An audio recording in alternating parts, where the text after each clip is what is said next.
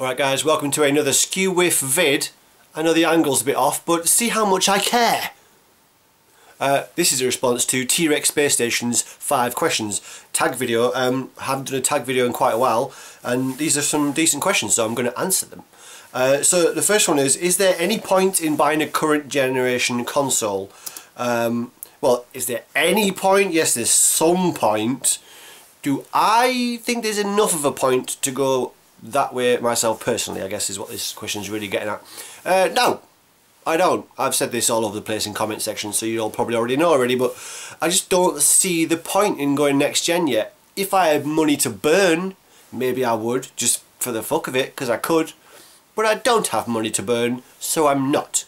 No, there's just more than enough for me to keep occupied with the current generation and previous generations before that. You know, 6th, 7th, 5th, all whatever. I've got so many games to be getting on with that I haven't yet played that I feel like I don't need to jump on board this generation. And because there's no real killer apps, because there's nothing yet that's really grabbed me and said you have to get these consoles now for this game or for this experience, there's just nothing there that's doing that for me. So like, I feel like now is the time for me to exploit my huge back catalogue of games and get around to playing them and just sit this one out. And that's what I'm planning on doing, is really just sitting this generation out for a good couple years.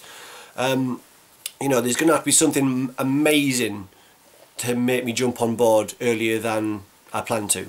And that's going to be something like, for example, if the Morpheus turns out to be decent on PS4, I will get a PS4 for the Morpheus if there is games worth playing on it, because virtual reality is something that I'm really interested in. I've played on the first developer kit of the Oculus Rift, thought it was really cool, and if it was as good as it was when I played on it on the first kit, the second kit and the consumer model are going to be even better. The Morpheus is obviously going to try and get at least close to the Oculus Rift, so that's something that would make me jump on board earlier than I plan to.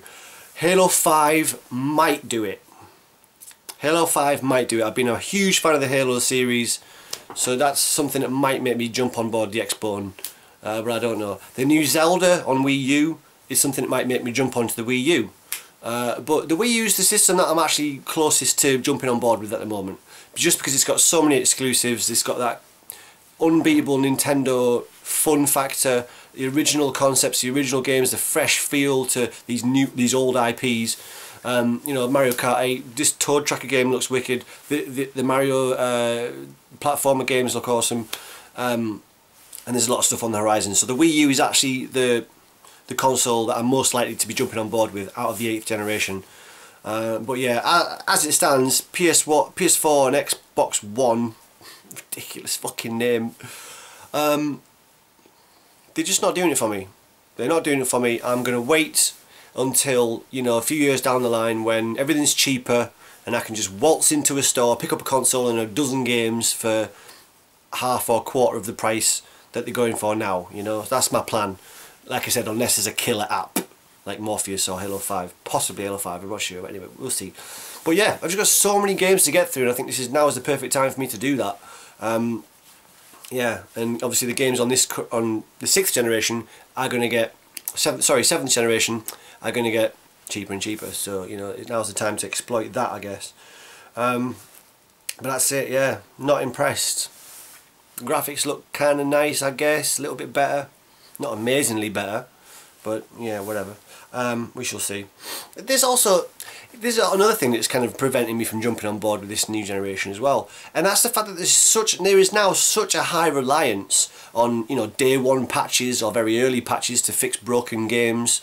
Games aren't sent out into the wild. They're not released as complete packages anymore. The 6th generation is the last generation that we saw games that had to be released as perfect as they possibly could, otherwise you're fucked. We're talking 6 generations, that's PS2 and Xbox, the original Xbox and GameCube. That is the last generation of consoles where you're not going to be reliant on, you know, patches and server support and all these other things, these external factors that affect what you can do with your game collection. You know, the 6th generation was the last generation where that was not an issue. You know, the PS3, Xbox 360, and now the new consoles, they're all heavily reliant on, well, developers know that they can patch stuff, so they don't have to be as vociferous in their attempts to get a game complete before it's released. So there's that. All these external things that affect your game collection. It's not good. Anyway, so that's my rambly and overlong answer to that one. Okay, number 2. What do you think about indie games? There's a lot of cool indie games. There's a lot of shite indie games also, of course. But on the whole, it's a good thing. It's become an avenue where, obviously, independent developers, smaller developers, without the money to put behind, they can develop new ideas, interesting ideas, and bite-sized gaming. Jump in and play for 10 minutes type games that you're seeing less and less of these days in the major releases. They're all expansive adventures, or maybe you got your races, that kind of thing, bite-sized gaming. But I like to have a certain amount of games where you can just dip in for a short amount of time, play and move on. But yeah, crucially, some interesting stuff that we're seeing. One of my favourite games of the last few years was an indie game, and it was for 69p or whatever it was on Xbox Live. Applejack. I've touted it before, I will tout it again. Applejack and the sequel Applejack 2, imagine that, on Xbox Live for 69p. They are two of the best platformers you will ever play, and I don't say that lightly. They're a mixture of lots of different ideas, work together really well. The level designs are clever, interesting, varied. You have to use your brain, there's puzzle elements, but it's fun as well, really well programmed, everything. Applejack, get it. But yeah, there's quite a lot of indie games. In fact, I was doing a series on my favourite indie games a long time ago. I'll link them in the low bar. I might start that up again, but I thought it was worth it to just highlight some of the cool indie games out there. So yes, I do like them a lot, and it's actually the only kind of area where I don't mind about games being digital download only, because obviously these smaller studios can't really afford to put out their games on physical release. It would be a big risk for them to do that, and you might not be able to afford to do it in the first place. So releasing them digitally for cheap amount of money, I don't mind paying 69p on a game that I'm going to have hours and hours of fun with, as I did with Applejack.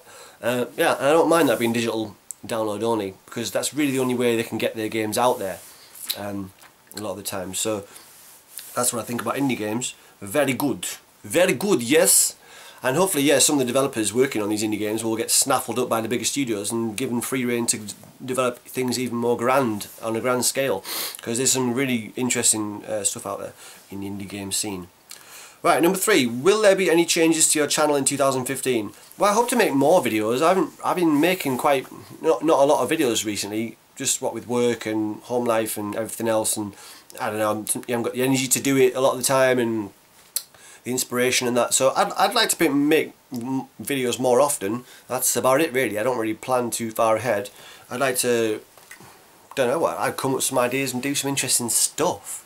I don't know, I haven't got a master plan, but yeah, I hope to be more active at least. Number 4, what is your opinion on selling games from your collection or downsizing? What opinion is there to have? Do you want to sell your games? Sell your games.